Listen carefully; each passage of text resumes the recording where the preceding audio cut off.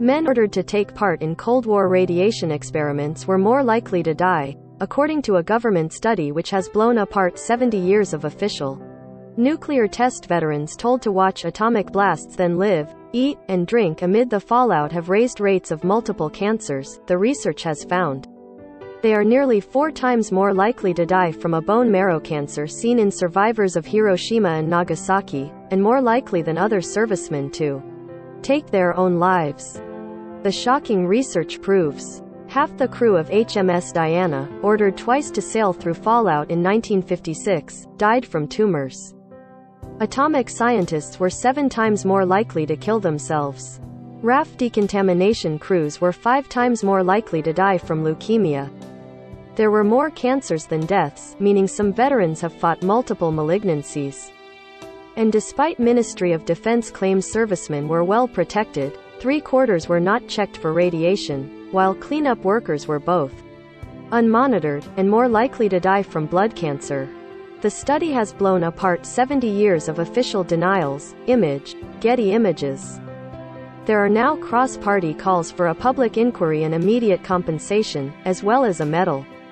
Mayor of Greater Manchester Andy Burnham said, "This is all the evidence required to seek a formal inquiry into the issues and injustices that more than 20,000 veterans of nuclear testing have faced.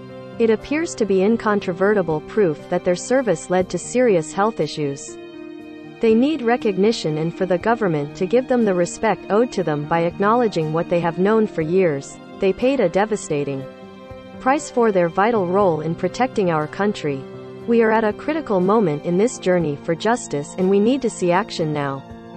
Andy Burnham said veterans need recognition. Image, Getty Images.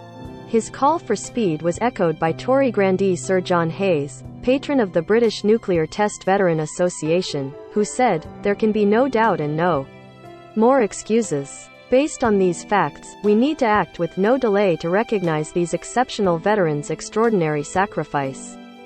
More than 20,000 men, many on national service, were ordered to take part in 45 nuclear weapons tests and 593 radioactive, minor trials, in America, Australia and the South Pacific between 1952 and 1991.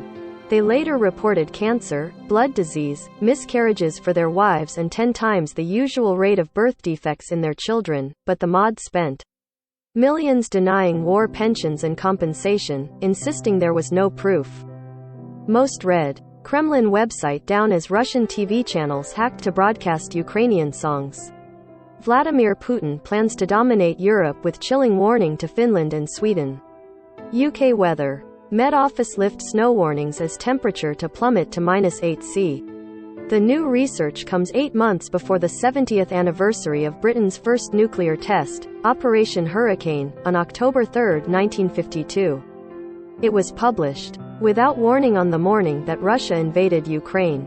It looked at causes of death among 21,357 veterans compared to a control group of servicemen who were not at the tests. It traced only 85% but found 3% more veterans had died from cancer and 2% more veterans died from other causes. Test veterans were 20% more likely than controls to die from stomach cancer or pleural cancer, 59% more likely to die from skin cancer, and 26% more likely to die from acute lymphatic leukemia. There were 12% more deaths from suicide, and 377% more deaths from chronic myeloid leukemia. CML is caused by genetic mutations in the bone marrow. Byproducts of nuclear weapons, including plutonium-239 and strontium-90, are considered bone-seeking when absorbed by man, and it is known that they can damage DNA.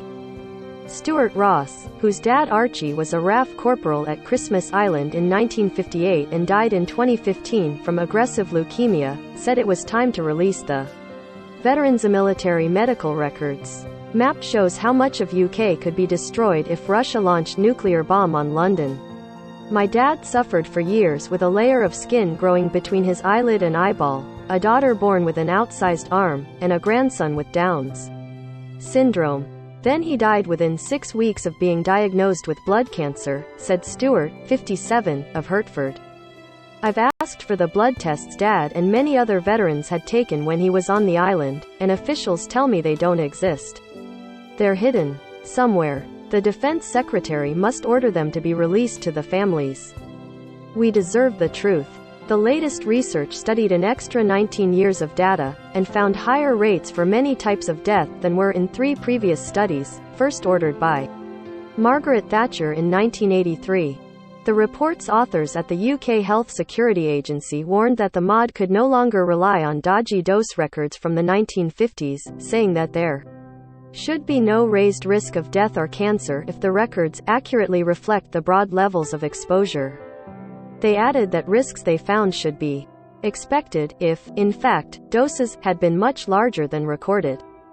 The Mirror has campaigned for justice for the test veterans since the 1980s.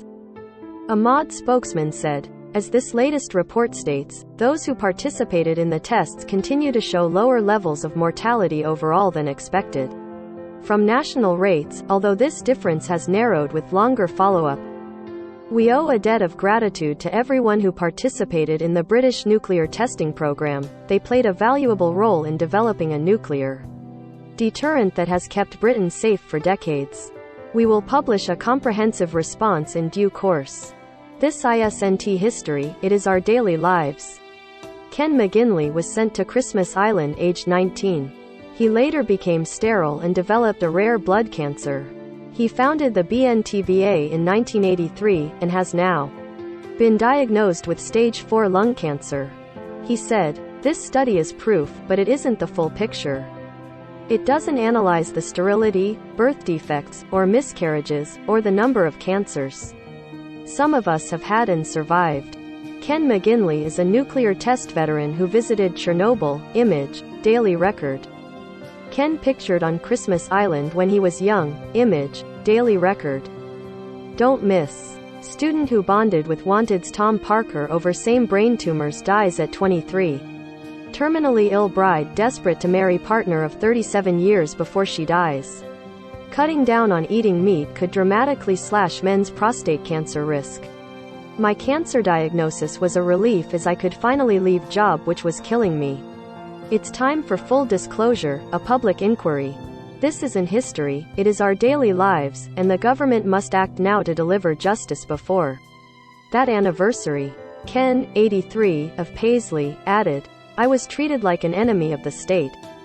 I wasn't given my blood cancer diagnosis although it was in my notes, my benefits were stopped, and when my wife Alice and I were trying for children, a note was added to our file that the doctors would be very interested in the outcome of any pregnancy." Tragedy took over Mum's life. After the Mirror called for a medal, then Defense Secretary Gavin Williamson met campaigners in 2018. Widow Shirley Denson, whose husband Eric was an RAF pilot ordered to fly through a mushroom cloud in 1958, walked into the room and said, "So, you're the man responsible for killing my husband." Shirley, of Morden, Surrey, had uncovered documents proving Eric was used in an experiment on his plane, and had the equivalent of 1,649 X-rays to his brain in just 6 minutes. He later took his own life after 2 decades of crippling headaches, saying he couldn't stand it anymore.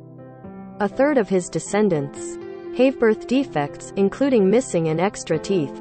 Mr. Williamson was so impressed by her that he ordered fresh research. Shirley died before it could be published, in March last year, with the MOD refusing her deathbed plea for a medal. Daughter Shelley, 59, said, "My mum was a formidable woman. She raised 4 daughters, and had to deal with the tragedy not just of my dad's suicide, but his illness in the years before it. It took over her life." This study proves what she always said, when the government claimed there was no evidence, we are the evidence. All those young men who were sent to their deaths, just married, with children on the way are yet to come, and then left to rot. I hope now that the veterans and their families finally get everything they deserve. It would be an awesome legacy for my mum. She fought so valiantly, and it broke her heart that there was no justice for her girls. Shirley Denson holding a picture of her husband. Image, Daily Mirror. Exposure risks. test veterans had higher death rates than the controls of cerebrovascular disease, respiratory and circulatory disease, chronic obstructive pulmonary disease, and were more likely to die from accidents, violence, and intentional self-harm. In the first 20 years after the blasts, test survivors had a 1,895% high risk of developing multiple myeloma, a 434% higher risk of liver cancer, and were 8 times more likely to get leukemia. Even 70 years later, test veterans are still up to 1.3 times more likely to get leukemia. The study also found evidence that may point to the psychological harm caused by the tests and subsequent official denials, with high rates of mouth cancer and cirrhosis among test veterans which, researchers said, may indicate that alcohol use in certain subgroups of veterans was somewhat higher than in the general. It found increased risk of suicide for test veterans compared to the control group for every decade since the trials. The highest rates of intentional self-harm were seen in the first 10 years of follow-up, they said. Veterans later identified as being at most risk of radiation exposure had a 63% higher risk of dying from suicide. Unacceptably radioactive. In 2009, on the eve of a high court case, the MOD admitted some servicemen were more likely to have been exposed to radiation. Researchers found these group shot a higher risk of stroke, which has also been noted in Japanese bomb survivors, and prostate cancer. On HMS Diana, 58% of the 282 crew have died. Most were due to tumors, and 40% of the crew had malignancies. More than a tenth had prostate cancer, 21% had circulatory disease, and 11% had ischemic heart disease which has been linked to radiation. The captain later reported the ship was unacceptably radioactive, but the crew remained on board for another year. Operation Buffalo took place in Australia in 1956 and included an indoctrinee force, ordered to walk, crawl and run through fallout to see how much stayed on their uniforms. Some were ordered to sit in tanks close to the blast to test the effect on men and machinery. The study found all of them had a radiation dose, 85% were dead, more than a quarter died from cancer, and they had double the risk of dying from leukemia and unspecified tumors.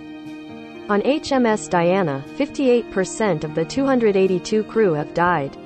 RAF ground crew decontaminating planes which had flown sampling missions through the mushroom clouds were 5 times more likely than controls to die from leukemia, and had raised rates of prostate cancer, and diseases of the heart and lungs.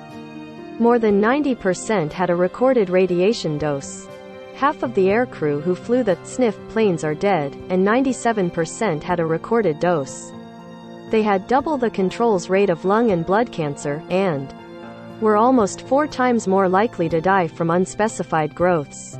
They also had seriously raised risks of heart and lung disease, and deaths from accidents are men who took part in the minor trials, and Operation Dominic where UK servicemen witnessed multiple US bomb tests, had increased rates of almost every cancer and non-cancer disease that was studied.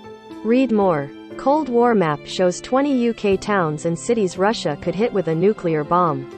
Read more. All you need to know about Russia's nuclear weapons after Putin's chilling warning.